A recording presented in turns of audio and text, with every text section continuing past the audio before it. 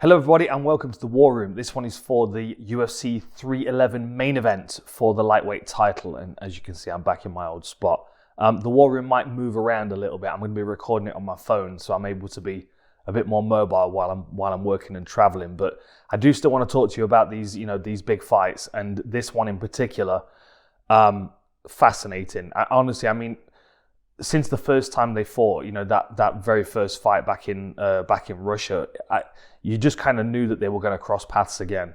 The Tsarukyan's ability to compete in, I mean, every single range really. You can argue that he's behind by a step or two in a couple of ranges, but certainly talented enough, skilled enough, conditioned enough as well, for sure, to be competitive. At least for the first 3 rounds, which is maybe something that I'll get onto a little later in the show when I'm talking about possible ways to win. Now, just going back to that previous fight, I thought both of them did a lot of things very well.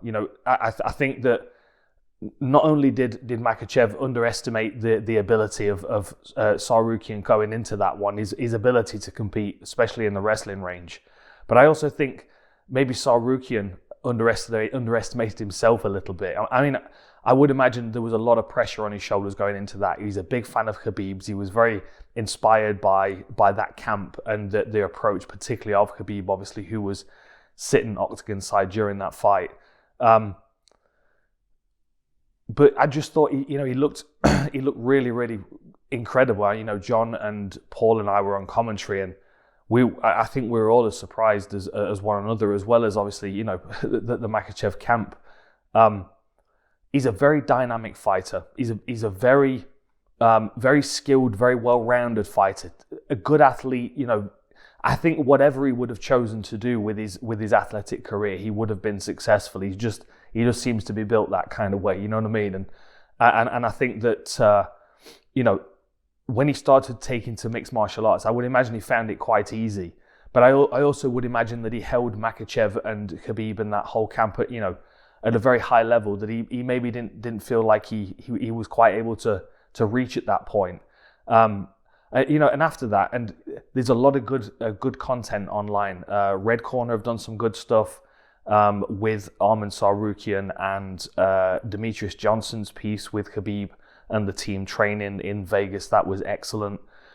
Just some interesting things that were said in interviews with Tsarukyan. Particularly within the Red Corner interview, where he's talking about, it almost like that loss refocused him and helped him realize that he was capable of becoming a champion. And I think, since then, of course, he's improved. I do think that Makhachev's been improving as well, and I think he's probably been improving at a slightly faster rate than Tsarukyan. And also, obviously, because of the fertile ground within which he's training all the time with the absolute killers that are around him. He's being forced to evolve all the time, and there are a lot of people in his camp that can offer things to him that are perhaps outside of his skill set. But certainly in this fight with Umar Nurmagomedov, obviously slightly smaller, but certainly very dynamic with his kicking. Certainly someone that can mimic and replicate some of the things that Arman Tsarukyan can do. And I definitely feel like, that camp is obviously, we know that they're vibrating at a very high level right now with the level of competition that they're at. 2 guys in championship fights, 1 challenging, 1 defending at UFC 311. We've got Usman Nurmagomedov fighting Paul Hughes, defending his belt soon as well. So, that camp is just, it's competing at a very high level. And I think that, that does certainly put Makhachev, I mean, for my money, head and shoulders above the rest of the division right now. There's a group, and Veronica and I talk about this on the Picks podcast, which, please do check it out. I feel like there's a bracket of lightweights now that are, they're kind of that new wave. There's Gamrot and, of course, Tsarukyan and, a couple of others. And Kutateladze, guys that are like, they're able to compete very, very closely with one another. But I just feel like Makhachev right now is just slightly ahead of them. I do think that, if if we're getting into the technicalities of this fight, I do feel like Tsarukyan has an advantage at the kicking range. If it stays at long range, at very long range, I think he's got a more dynamic kicking game, more options to draw from. And certainly the flexibility as well to attack a variety of different targets and have the flexibility to be able to defend takedowns if Makhachev's trying to grab those legs. But at the same time, I feel like Makhachev is very focused in the ways that he approaches his opponent. He knows how he wins fights. He knows where he's going to be most dominant. And he's also going to look at Tsarukyan and give him the credit for where he's good. It's an interesting one because listening to Tsarukyan, he's talking a lot about the fact that, he's working his own wrestling. He feels like he's going to be able to out-wrestle Makhachev and compete with him in that range. And I do certainly think he will be able to an extent defensively, but I feel like Makhachev's still going to be a couple of steps ahead of him. And I do feel like as the fight moves towards the championship rounds, if it gets there, which I think it may well do, the size and strength of Makhachev might start to wear on Tsarukyan a little bit. As I said earlier, he's a very good athlete, Tsarukyan, but I don't necessarily know as he's got that experience or I don't know necessarily. It's not necessarily like a maturity when it comes to being a human being, but more of a maturity when it comes to being a championship level fighter. I don't know whether he can necessarily pace himself quite as well as he would need to be able to fight hard for 25 minutes. Whereas Makhachev, we know that he can do that. Tsarukyan, he's only been 5 rounds once in his career. That was a split decision loss. And, you look at the pacing of that fight and he starts well, but then the experience of Gamrot, that starts to show through. He had championship fights in KSW. And you can just kind of see that there's a level of experience when it comes to that type of pacing. And not only has Makhachev got that experience himself, but he's also gained a lot of experience from Khabib, who's got that experience as well. So the longer this fight goes, of course, the more I think it favors Makhachev. I do feel like Makhachev can win the wrestling scrambles. That was something that happened, fairly continuously in the first fight. Tsarukyan was the first person to land a takedown on Makhachev, but of course he wasn't able to keep him down. I don't really see Tsarukyan being able to take Makhachev down and hold him down in this fight at all. I very much feel like this is going to be a battle of smart decisions for Tsarukyan.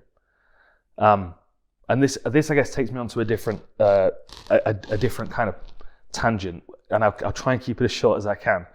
But this kind of comes back to the maturity and the fight IQ of it. I wonder whether there's a part of Tsarukyan that feels like he needs to out-wrestle Makhachev to beat him. And not necessarily for any other reason other than to prove something, to prove that he can beat him that way. The smart way to do this, right? Let's talk tactics, right? If you're Arman Tsarukyan, the smart way to approach this fight is to keep it at long range, to utilize that long range kicking game and try and maintain that space as much as you can while Makhachev tries to walk you down and into boxing range. Makhachev gets more dangerous the closer to you that he gets. So moving in behind his hands, which is improved tremendously over the past couple of years. He works into a clinch range, and now we've seen him to become very dangerous at this range as well. In his last couple of fights, knees, elbows, really heavy clinch work, and that couples with all the trips that we know he's got that he used really well against Tsarukyan the first time around. So Makhachev working through kicking range immediately becomes more competitive and more dangerous. So Tsarukyan keeping that kicking range lively. So Makhachev's constantly trying to work through fire, picking at him with long range kicks, high kicks, turning kicks, whatever they are. He doesn't even need to necessarily invest a great deal of power into the kicks. Just fill in that space between him and Makhachev while he's moving away and trying to find space in the octagon. That'd be the smartest way to start. And then, of course, the more eager Makhachev gets to move into range, the more reckless he's going to get, and the more likely then Tsarukyan can start to put hands behind those kicks. It's something that he does very well. A lot of fighters they'll throw hands to set their kicks up. A good distraction, of course. You need to make sure that you're covering your tracks. But a fighter like Tsarukyan has the opposite option. And interestingly, as I said a minute ago, Umar Nurmagomedov does this very well as well. He kicks to punch. Tsarukyan versus Beneil Dariush need to punch, in its same side as well, which makes him very dangerous off both hands. He doesn't need to really generate a great deal of power to really hurt somebody. And this is also something that makes catching his kicks very dangerous, which might keep his kicking game a bit safer for him, because if Makhachev then starts to reach for those kicks, his head's then vulnerable for the punches that follow. So if Tsarukyan does the smart thing, in my opinion, he's going to work at range, he's going to utilize his kicking game, he's going to bolster his kicking game with his hands behind the kicks, and then if it gets into the clinch, utilizing his wrestling as defensively as he can. I don't think he beats Makhachev in the clinch. I think Makhachev's too smart, too savvy, and too physically strong as well. This is where the height and reach is interesting. I've not done a tail of the tape, but there's a 3-inch height difference. Tsarukyan's 3 inches shorter. He does have a 2-inch reach advantage, but in a scenario where there's a clinch, the height of Makhachev is always going to be an advantage. Reach is null and void at that range, because you've got the single neck tie, your arms bent, and you're bearing down on them. And from this position, he's got really good elbows and knees. And from the 50-50 position, as we saw in the last fight, he was using those knees and punches to the body to bait Tsarukyan to do the same thing. And then when he was on one leg, he was sweeping him. That's a part of Makhachev's game that I think is going to be really difficult for Tsarukyan to deal with, because there's no way that he can stay away from him for the whole time. At some point, they are going to come into that range. And, Tsarukyan wants to be body to body. He wants to be traditional wrestling, get to the back. Whereas Makhachev's quite tricky. He's good at controlling wrists and pulling it across the body and sweeping people to their weak side. And that's really where, in my opinion, Tsarukyan, for as good as his wrestling is and for as competitive as he may feel like he can be, it would be much better to invest that defensively, win those scrambles, and force this fight on the feet, and then utilize his kicking game, which is really his main advantage. If I'm Makhachev, I'm going to work my way into range. Everybody in that camp is very disciplined with their backhand. Makhachev, being southpaw, keeps that hand close to his back, close to his chin, and he moves into range behind this lead guard, this lead hand that he can sting out. Meanwhile, he's protected from any of those kind of snappy kicks. They might be irritating, they might slap him and cuff him and scratch him or whatever. But as long as that hand is pinned to his chin, it's going to have to be a really significant kick to do any damage. So that's going to give him some confidence moving into range. I also think that he's got better composure at close range with his boxing. He doesn't necessarily throw with the same kind of venom that Tsarukyan does, but he also doesn't necessarily need to. I mean, that short little hook that he landed on Charles Oliveira was just perfect timing, perfect placement. And Makhachev, much like Tsarukyan, maybe realized his own wrestling ability in that first fight against Makhachev. I think Makhachev is learning about his own striking potential now with the fighters that he's beaten and how he's beaten them, which has given him more confidence to strike, which is opening his striking back up. I mean, Makhachev took a bit of a hit early in his career. He's not undefeated. He's got one loss on his record, and it was from a knockout. And it was just, I've kind of gone back and tried to put myself in the same situation as Makhachev, because he came into the UFC undefeated. What was he? He was 11-0 coming into the UFC. He came to Vegas, first time in the US, fought in Vegas, dominated his opponent as he was expected to do, as everybody from that camp is expected to do. And then he came back in and just, I guess I would imagine he felt like he was on such a high level that nothing was really going to touch him, and he left himself open. But for me, that loss really improved his striking. It improved his understanding and respect for that range, which allowed him to really elevate his game, his skill set, which is why I think he's such a such a clean technical striker. I do feel like he's going to be much more effective the closer that he gets to Tsarukyan. And of course, if he can get this fight to the floor, that's where his submission game takes over. There are submissions on the record of Tsarukyan, but they're all before the UFC. Makhachev has been consistent and dangerous with his submissions all the way through his career. But he's certainly got more dangerous with his striking as he's gotten into this later portion of his career. Let me do a quick tail of the tape. I'll just kind of hustle through it, and then I'll see what other points I haven't picked up. So, 5'10 for Makhachev, 5'7 for Tsarukyan. I've already said that. There's a 2-inch reach advantage for Tsarukyan as well. So 26-1 for Makhachev, 22-3 for Tsarukyan. 5 knockouts on Makhachev's record, but I do expect that to start to climb quite consistently over the next few fights, especially if he does move up to upper weight class. He's 5'10", he's not going to be the tallest of welterweights, but I certainly feel like he's going to add that muscle to the frame, which is going to make him more impactful at that weight. So, I do think we're going to see more knockouts from Makhachev coming, certainly more TKOs and finishes from strikes. 9 knockouts for Tsarukyan. And if you look at his career, there were a lot of first-round finishes early on. Like, he just steamrolled through people. I would imagine that he felt very much like he was too much for everybody that was on the local scene for him. So it wasn't until he got that jump up to the UFC that it really felt like something was gonna be a challenge for him. 12 submissions on the side of Islam Makhachev, 7 of those in the UFC, 5 on the side of Arman Tsarukyan, all before the UFC. 1 anaconda, 1 guillotine, 3 rear naked chokes. On Makhachev's side, 3 rear naked chokes, 2 arm triangles, a darce, a kimura, 3 arm bars, a triangle, and an inverted triangle. Scary ground game.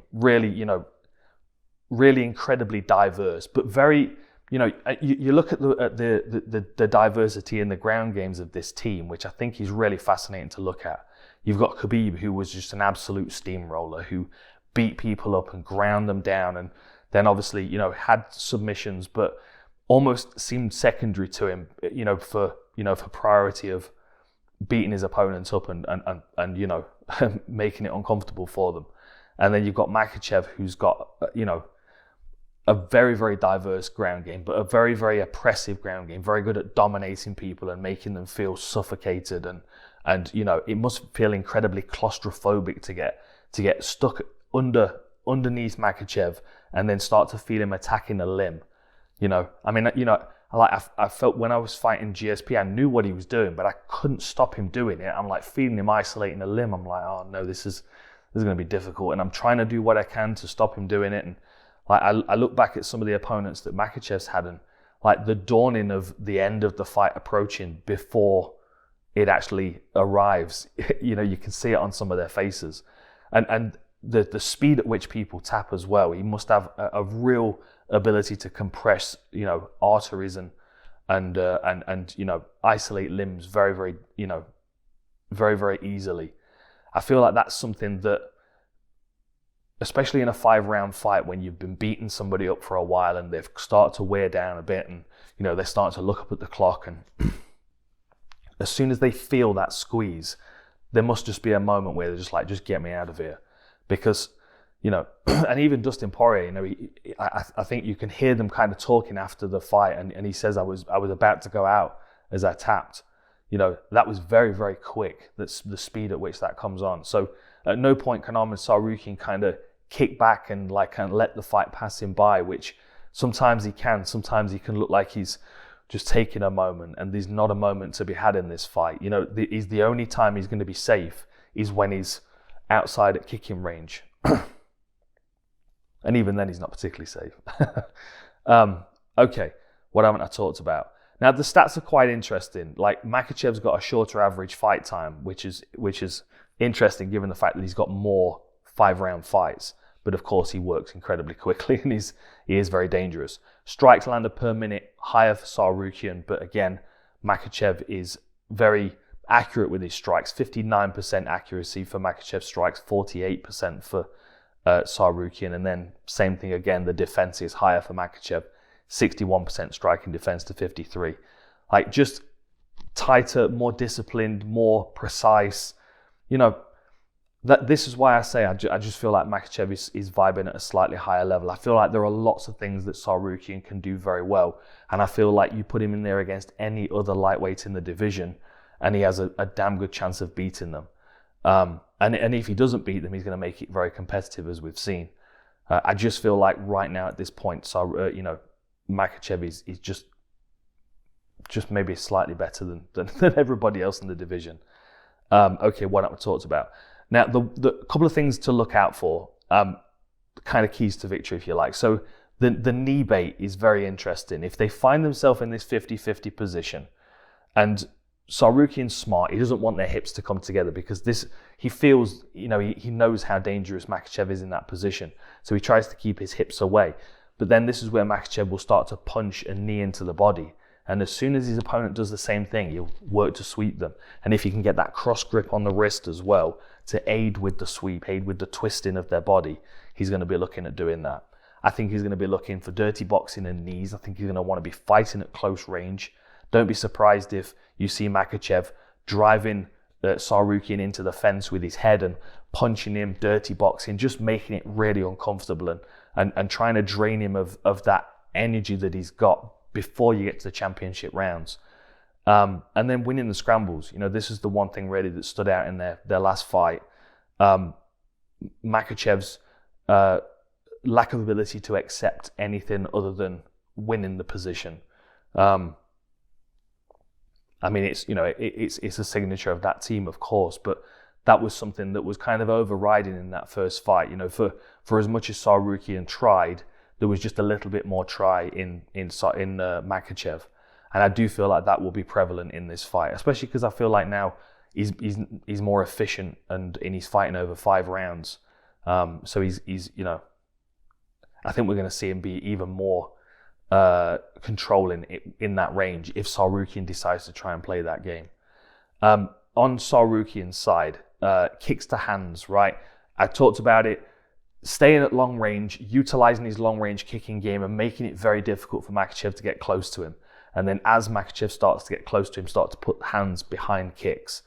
That'd be a real value. Target in the midsection as well, because of course Makhachev, Southpaw v Orthodox, it's easy for one person to target the other, and Tsarukyan's got better overall long range kicks. So working the body is going to be a real good investment over the distance. And you start to soften someone's body up, and that discipline of that backhand of Makhachev might start to drop a little bit to start protecting that body, and that opens up other options. And hands behind kicks, I feel like that's really probably his most dangerous weapon. It's not necessarily the kicks, it's the fact that the kicks are a smoke screen. So you either try and reach for the leg to catch it and you get caught with a kick, you block the kick and then try and move into pressure and you get walk onto a shot, or you block the kick and try and counter and he catches you with a counter. Like that's where his athleticism and speed and ability comes into play. So that's really something I expect Tsarukyan to be doing. Defending all takedowns, staying off the floor as much as possible. And even if he hurts Makhachev, I think the smart thing to do is really try and keep this fight on the feet. I think he really would be wasting a lot of energy trying to take the fight to the ground and dealing with Makhachev's physicality as well as potentially the advantage that he has. And what haven't I said? Working to the clinch, blah blah blah. No, I mean I think I've covered it all there. I've been talking for a little while, so I do wonder whether Tsarukyan is gonna be affected by the fact that Khabib is cage side, and I do wonder whether Tsarukyan's approach to this would be different if it was just another fighter. And it's Makhachev. He's trained by Abdulmanap and by Khabib. He's a part of that team that Tsarukyan looks up to so much. Is Tsarukyan going to be comfortable kicking and moving? That's my thought in it, and that's where the decision around the that's where his decision making can be influenced by that kind of maturity in that battle with ego, perhaps. Like, does he want to prove something to Khabib in his camp? Does he want to take the belt by beating him at wrestling? Because that might be a real miscalculation.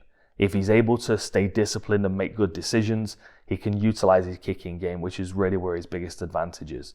But if he starts to try and fight fire with fire, that's where I think he's going to find himself slightly outgunned by Makhachev. And that's not to say that Tsarukyan won't come back around and be the champion. I just don't think we're going to see Tsarukyan beat Makhachev for the belt. But I'm really, really interested to see how this fight's different to the last one, because the last one was an absolute masterclass of wrestling from both guys. I thoroughly enjoyed it. I learned a lot from it. It was also the first event where the Dagestani handcuff was used. Credit to Paul Felder for that one. Sultan Aliyev, I wrote it down on my notes here. It was halfway through the first round. Shout out to Paul Felder. A great line.